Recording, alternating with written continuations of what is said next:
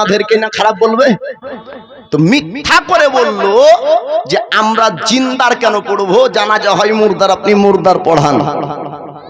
আব্দুল কাদের জিলানী লক্ষ্য করে সমস্ত জানাজার মানুষের দিকে তাকিয়ে দেখলেন, সাধারণত একজন মারা গেলে যতজন লোক হয় তার থেকে বেশি লোক হয়েছে ওই জানাজাতে। এমনি দেখবেন মসজিদে এক কাতার মানুষ, ইমাম তাড়ানোর মিটিং একবার করে দেখেন, এসার পরে ইমাম তাড়ানো মিটিং হবে, 2.5 কাতার মানুষ যদি না হয় তারপরে মৌলানা ওয়াইসরাজের নাম পাল্টিয়ে দেন। আমার অভিজ্ঞতা অনুযায়ী বললাম যে এমনি কাতারে ইমামের মহাব্বত ভালোবাসাতে এক কাতার হয় না, কিন্তু যখন ইমামকে তাড়াতে হবে তখন 2.5 কাতার হবে। তো ওই রকম আল্লাহর ওলি আব্দুল কাদের জিলানীর ওলির পরীক্ষা হবে। তো সাধারণ জানাজাতে যা মানুষ তার থেকে ডবল মানুষকে তারা গুছিয়েছে। আল্লাহর ওলি আব্দুল কাদের জিলানী যুগের মানুষের দিকে লক্ষ্য করে বললেন, কাতার সিধা করো। কাতার সিধা করা হলো। তারা জানতো না ওলির পাওয়ার সম্পর্কে। আমার আল্লাহ ওলিদেরকে স্পেশাল ক্ষমতা দান করেছেন। জোরে বলুন সুবহানাল্লাহ। আল্লাহর ওলি আব্দুল কাদের জিলানী তিনি আপনার বললেন, ও যুগের মানুষেরা তোমরা জানাজা পড়বে, মুর্দার জানাজা পড়বে। তারা বলল, হুজুর হ্যাঁ আমরা মুর্দার জানাজার নামাজ পড়ব। আল্লাহর ওলি আব্দুল কাদের জিলানী আলাইহি রাহমাতুর রিদওয়ান তিনি বললেন, কাতার তোমরা সিধা করো। কাতার করা হলো। তাদের মধ্যে আলোচনা ছিল, যখন জানাজা শুরু হবে ওই ব্যক্তি দাঁড়িয়ে যাবে আর বলবে আমি জিন্দা আছি। যুগের মানুষ তারা বুঝতে পারবে এটা আল্লাহর ওলি না, কারণ তাদের আকীদা বিশ্বাস ছিল আল্লাহর ওলি হলে জিন্দা মুর্দার পার্থক্য বুঝতে পারবে। আল্লাহর ওলি আব্দুল কাদের জিলানী আলাইহি রাহমাতুর রিদওয়ান তিনি যখন এমন কথা বললেন, তারা কাতার সবাই সিধা করলো, কাতারে দাঁড়িয়ে যায়। আল্লাহর ওলি আব্দুল কাদের জিলানী তিনি জানাজা আপনার শুরু করে দেয়। পিছন থেকে মানুষের আলোচনা শুরু হলো, এখনো পর্যন্ত ওই ব্যক্তি কেন দাঁড়ায় না আর যুগের মানুষদেরকে কেন বলে না আমি এখনো জিন্দা আছি।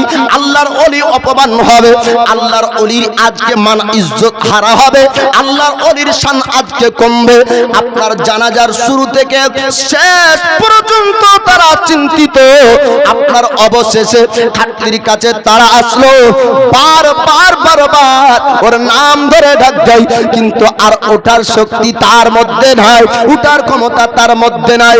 মহান আল্লাহ ওই ব্যক্তিকে আপনার মুর্দায় পরিণত করেছে। আল্লাহর ওলি আব্দুল কাদের জিলানী আলাইহি রাহমাতুর রিদওয়ান তিনি জানাজা যখন শুরু করলেন, আমার আল্লাহ মালাকুল মাউত ফেরেশতা হযরত আজরাইল আলাইহিস সালামকে হুকুম করলেন, যাও যাও ওর মাউত এই সময়তে লেখা আছে। আল্লাহ যাকে যতটুক হায়াত দিবে 1 মিনিট বেশি তার ক্ষমতায় দুনিয়ায় থাকতে পারে না, আর 1 মিনিট আগেও কেউ জগতের শক্তি তাকে মারতে পারবে না। তার মওত ওই সময় পর্যন্ত লেখা ছিল যে আল্লাহর ওলির শান কমাতে যাবে ওই জায়গাতে তার মওত হবে। কোন ব্যক্তি বহরমপুর যাবার উদ্দেশ্য বের হয়, রানীতলাতে আপনার হরিরামপুর পারনা হতেই মওত হতে পারে। কোন ব্যক্তি মুম্বাই যাবে, কলকাতাতে না যেতেই মওত হতে পারে। তন্দ্রুপ ওই ব্যক্তির মওত লেখা ছিল ওলির অপমান করতে যাবে, খাটলিতেই তার মওত হবে। আমার আল্লাহ মালাকুল মাউত ফেরেশতাকে হুকুম করলেন, সঙ্গে সঙ্গে মুর্দা হয়ে যায়। যুগের মানুষ তারা বুঝতে পারলো এটা আল্লাহর ওলি। আপনার কদমের কাছে আসার পরে বলে, হুজুর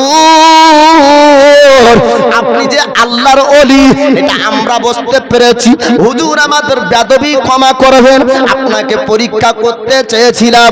হুজুর আপনি আল্লাহর কাছে দোয়া করে আবার এই ব্যক্তিকে জিন্দা করে দিন। জোরে বলুন সুবহানাল্লাহ।